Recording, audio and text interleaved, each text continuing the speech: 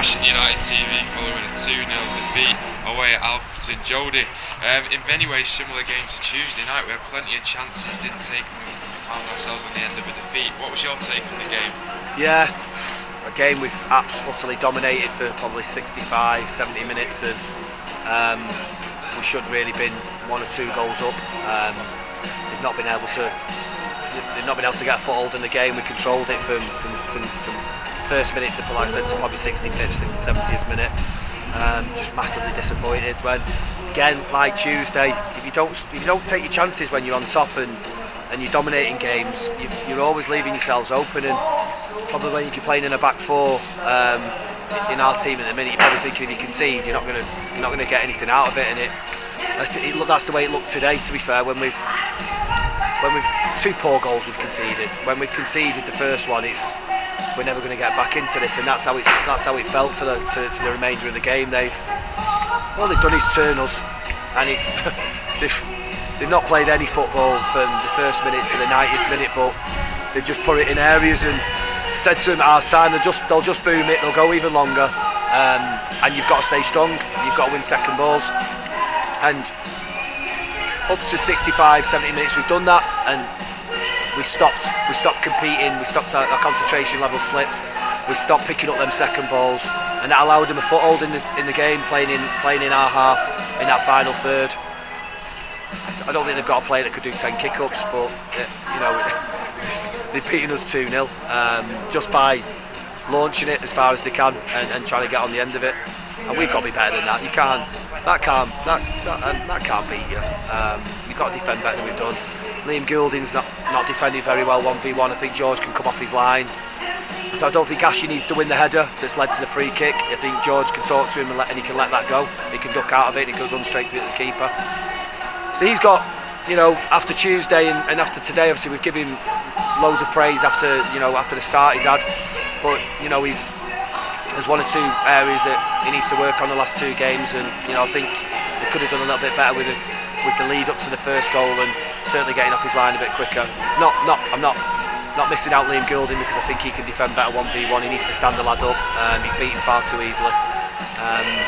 And then the forwards, Geno's he's just got to hit the target, and it's a goal. And he's ballooning it over the bar. The really good chances. Reeves is in the 6-yard box in the he's right in the middle of the goal. It's harder to put it over the net. The times that we've got down, we've created really good openings for ourselves. Just that maybe second half, that final ball's let us down. But we've played some decent stuff. It's hard when you get beat by certainly today. It's hard because, as I said, I think we've dominated them for large parts of that game. We're coming away with a 2-0 defeat, which is really, really, really disappointing. I think we're lacking a goal scorer, someone that can take advantage of all the possession we're having and turn these chances into goals. I think that is what's missing at this moment in time. Jody, Geisley and Livingston losing today as well. Is that how much of a massive? We're not doing our job though, so there's no point in them losing if we're not winning. We've got to do our job. There's no point. We can look at the results. Chance missed though? Oh yeah, massively so. We've like I said, we should have been 1 or 2 goals up before they've even scored. And I think if you're 1 or 2 goals up, our shape changes. We sit back, we invite them on. It's a completely different game to the one where you're still chasing that goal and you're leaving yourself a little bit exposed at times.